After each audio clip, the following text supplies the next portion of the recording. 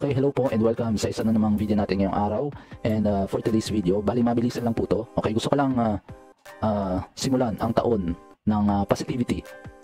So, gusto ko lang i-share yung pinagagawa na itong Team Payaman, kung paano mag-inspire sa mga tao. Okay, hindi yung inspire na kumita sa mga investment scam. Okay, ma-inspire katulad ni Kong TV and V Cortez. Okay, sobrang nakakahanga sila.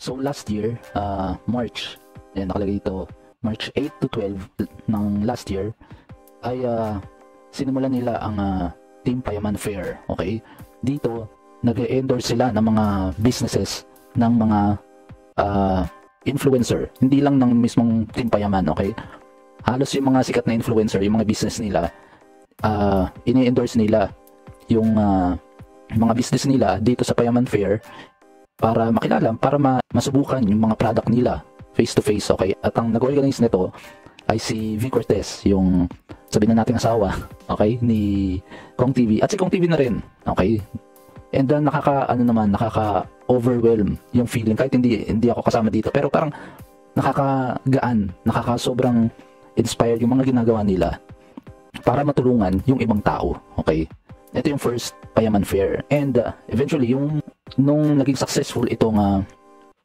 part 1 ng Team Payaman Fair ay at nagkaroon naman ng Payaman Fair Part 2. Nakalagay dito ang Power Up.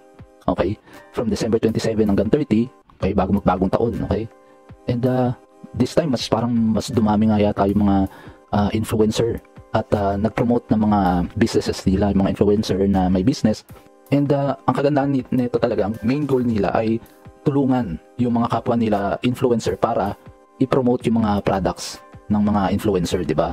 And nakaka-inspire. Yung hindi nila iniisip yung pangsariling kapakanan nila o para i-promote yung business nila. Hindi lang yun, itulungan yung kapwa nila influencer na mag-promote yung mga, lalo na yung mga baguhan na business, kahit na sobrang sikat na ng mga influencer, 'di ba? And gusto ko lang sanang ipakita sa inyo yung video ni V Cortez bago magsimula yung Payaman Fair. Okay, this was 10 days ago, bago magsimula yung Payaman Fair Power Up. Laging ganito yung ginagawa nilang motivational speech. Ito yung mga legit na motivational speech. Hindi yung katulad ng mga motivational speech daw ni Rendon. Lang yun, pang cloud chasing lang yung mga pinagsasabi niya. Pero ito talaga, silang dalawang couple, mas lalong tumatagal, mas lalong tumitibay, and nagtutulungan silang dalawa. At the same time, hindi lang silang dalawa ang nagtutulungan, tinutulungan din nila yung Team Payaman, yung mga kaibigan nila, at ibang mga influencer. Okay, so pakinggan muna natin itong vlog ni V Cortez na nakaka-inspire sa mga tao.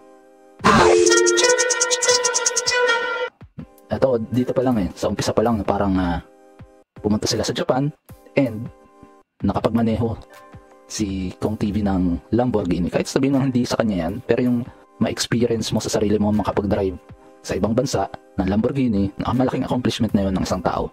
Kahit hindi ka magmay-ari ng Lamborghini, pero ma-experience mo yung mga once in a lifetime experience, isa na yun sa mga accomplishment diba?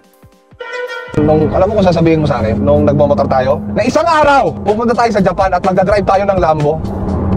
Hindi ako maniniwala sa'yo. Kahit naman hindi ako naniniwala sa sarili ko pag sinabi ko yun. Yung hinahawakan ko pa yung flashlight ng cellphone noon, nalaglag yung ilaw ni Warsa. Oo, nalaglag yung ilaw niya sa harap. Tapos hindi nagpa-flash ng cellphone para makita kami sa kalsada. Kung doon si Warsa, yun yung motor niya dati. Kung sino man nanonood dati ng vlog ni Kong TV, nakikita na yun. Bumaksak yung ilaw, tapos si V, binuksan niya yung ilaw ng cellphone niya para yun yung maging signal na may parating na motor. Diba? Kasi sila yung ilaw, tapos walang ilaw. Delikado yun. Ginawa ni V, binuksan yung cellphone, yung flashlight ng cellphone, para lang makita sila sa daan. Sinabi yun? What?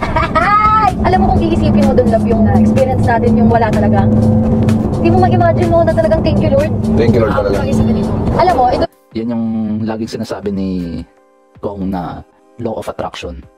Okay, pagka positive ka, positive vibes yung binibigay mo sa paligid mo, And magiging positive din yung balik sa'yo ng swerte, sabihin na natin ganun. Okay? Kasi sobrang parang humble ni Kong na kahit na minsan hindi siya nag-a-upload ng mga videos niya. Pero sa mga videos ng mga kaibigan niya, nandoon siya para sumuporta. Yung laging positive vibes, yung yung kahit na normal na kulitan lang, pero tinutulungan niya yung mga kaibigan niya, yung mga pamilya niya, na lumabas siya sa video na yun para mainggan niya naman manood yung mga tao. Okay? Ito yung sinasabi na lahat ng hard work mo, kapalit nun na yung paminsan-minsan makalabas ka, makapunta ka ibang bansa, mamili ka ng gusto mo. Ito yung nakaka-addict na pakiramdam. Ito yung rason kung ba't kailangan mo pa magsipag. Oo. Kasi para ma-experience ko paminsan-minsan. Oo. Hindi naman kailangan na ganito kakagarbo lagi. Pero kung kaya mo. Kung kaya mo, pero tayo hindi pa natin kaya. Hindi masamang paminsan-minsan mag-social climb ka. Kung nararamdaman mo siya dun sa mga bagay na masaya ka, tulad namin, masaya kami sa ganito. Kasi hindi naman siya about dun sa Lambo Kumbaga, add na lang yung Lambo. Ang nakakabaliw yung experience. Yung experience, minsan sa buhay ko, may kikwento ko na, uy, nag-drive ako sa Japan. Hindi lang ako basta nag-drive sa Japan. Nag-drive ako ng Lambo sa Japan! Dam-dam. Diba? Yung parang, yung linyang to, yung parang hindi niya direktang sinasabi na magporsige kayo sa mga gusto nyong mangyari o kaya makamit. Pero, hindi alintana na parang sila dating, walang-wala rin. Hindi nila inaakalang makakamit nila itong point sa buhay nila na successful, okay? Na hindi naman importante yung yung sobra-sobra. Ang importante yung makamit mo lang yung dating hindi mo akalaing hindi mo makamit, 'di ba? Parang ganun yung yung message nila. Yung simpleng ganitong mga motivational, inspirational na words na lumalabas sa kanila, yung hindi mo aakalain na pwede pala. Yung isipin mo parang lang, naglalaro lang sila, yung mga nagkukulitan lang, nagmumurahan lang sila, pero bandang huli may may lesson na rin silang sinishare sa mga viewers nila. Yun talagang the meaning of influencer. Literal. Na nag-i-influence sila sa mga tao na hindi sagabal ang kahirapan sa mga gusto mong bagay na marating. May mga times talaga na minsan nasa taas ka, minsan nasa baba ka. Pero hindi ibig sabihin na nasa baba ka, nandun ka na lang. Pero hindi rin ibig sabihin na nasa baba ka, wala ka nang gagawin, 'di ba? Sana marami pang ma-inspire si Kong. Ako na simple way, tinatry kong maiangat yung pag-iisip ng mga tao. At the same time, ma-inspire din kayo na maisip na sana balang araw, maisip niya rin yung yung oo nga moments. And sumikap sa sariling paa, sa sariling pagod. Hindi yung aasa ka lang, lalo na yung mga yung mga mahihirap, aasa lang sa mga tulong ng gobyerno, sa mga tulong ng ibang tao, tulong ng kamag-anak, tulong ng tito, tita, 'di ba?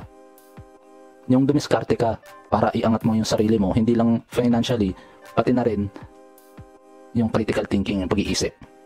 Okay, hindi lang laging pera ang solusyon sa pag-angat sa buhay. Kailangan iangat nyo rin yung antas ng pag-iisip nyo. Panoorin ulit natin to. Meron pang part dito na maganda yung sinabi nila. Happy. Hindi ako makapaniwala. Sa Japan tayo na ganito-ganito.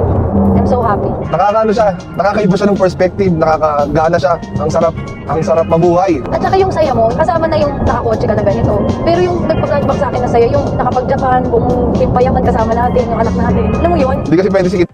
Yung dati, few years back, sila lang yung nag-Japan noon, silang dalawa lang. And hindi pa rin sikat yung yung Team Payaman. Yung mga kaibigan nila, hindi pa ganun kasikat, yung iba, hindi pa nga vloggers. Okay? Sila pa lang dalawa noon na nakapunta at nakapag-tour sa Japan. Ngayon, sa sobrang positive yung level nila as a influencer, na influence nilang maging successful yung mga kaibigan nila, yung mga kapatid, yung pamilya nila, umabot na sa point na pati sila nakarating sa Japan. At hindi lang nakarating, buong pamilya nila. Nandiyan yung nanay, tatay niya, mga kapatid ni Kong, yung mga kaibigan ni Kong at saka ni V, nasa Japan, kasama nila, mag-tour. Kumbaga, pwede na rin natin sabihin, nadala nila yung buong Team Payaman sa Japan. Okay? Siguro hindi man buong Team Payaman, pero halos lahat nandiyan nakapunta sa Japan. Yung makapunta ka lang din sa ibang bansa na natulungan mo yung ibang tao na maging successful. Sobrang laking achievement na ni Kong at saka ni V. 'Di ba? Yun yung mga legit influencer kasi naka-influence sila at hindi lang basta influence, talagang in a positive way natulungan nilang umangat. Kaya maganda yung yung motibo nila eh. Yung payaman, yung power talaga. Yun yung main substance, parang gano'n. Yung mga ganyan, no? Wow! Couple goals!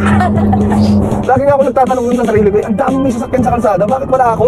Tapos ay nakotse ako, nagtatrabaho. Tinry ko mag-compute ng pinakamura. Kinumpute yung down payment sa monthly, hindi ko pa rin kaya kasi parang 8,000 ata monthly noon. Eh magkano lang sahod ko, so hindi ko rin afford. Naalala mo yung sumusuntak ng camera? Kailangan ko lang ng magandang camera. After nun, magagawa ko na lahat. Naalala mo yun? Nag-usap tayo kasi nanghiram ka sa akin ng pera pambili ng camera. Hindi ko rin alam saan ako kukuha ha. Tapos kinukonvince mo ako na bigyan mo lang ako ng isang camera lang. Kaya ko nang gawin lahat. O baka yun din kasi nangyayari sa inyo guys eh. Naalala ko, tama yung kinikwento ni B. Baka meron lang isang bagay na nakaharang sa buhay mo ngayon na kailangan mong talunin para maka-level up ka. Gawin mo lahat ng paraan para malagpasan yung isang hurdle na yon.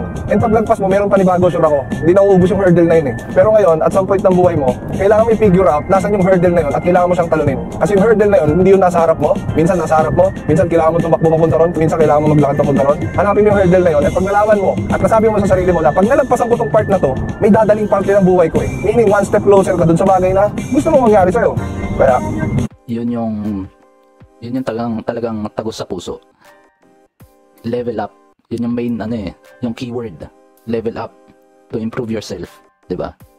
Kaya maganda yung yung labas na itong video na to bago magpayaman fair. Kumbaga parang naglabas muna sila ng words of wisdom. Tapos after ilang araw, nagsimula yung payaman na fair power up. Eto, December 27 to 30 para maka-inspire din sa ibang mga tao. Hindi lang sa mga sikat na influencer. Ma-inspire yung ibang tao na posibleng mangyari yung dating hindi mo akalaing kaya mong mangyari. 'Di ba? So yun lang. Gusto ko lang sanang mag-share ng positivity. Talagang sobrang tagos sa puso itong mga pinagsasabi na itong dalawang to. 'Di ba? Sobrang successful sila sa vlogging. Walang negative vibes. Hindi katulad sa iba eh. Sobrang talagang hanga ako kay Kong TV. Sobrang legit na influencer kasi sobrang ganda ng pag-i-influence nila sa mga tao. Hindi lang yun talagang mga pranko, yung mga useless na content. May matututunan ka sa simple mga salitang ganyan, 'di ba? Sobrang ganda ng mga tinuturo nila. Hindi mo basta-basta mapapansin na may aral na silang tinuturo at nai-influence na talaga nila yung aral na yun sa ibang tao. Okay? Ang ganda talaga. Sobrang tagos sa puso yung mga ganong inspirational speech. Sabihin na natin ganon. Di ba? So, yun lang po. And, invite ko lang po kayo. Please pakifollow ako sa Facebook page ko. And, pakisubscribe na rin po ako sa YouTube channel ko. And, maraming salamat sa mga sumuporta at nanood na itong video ko. And, hanggang sa susunod. Ingat po tayong lahat. Okay? Ciao, ciao.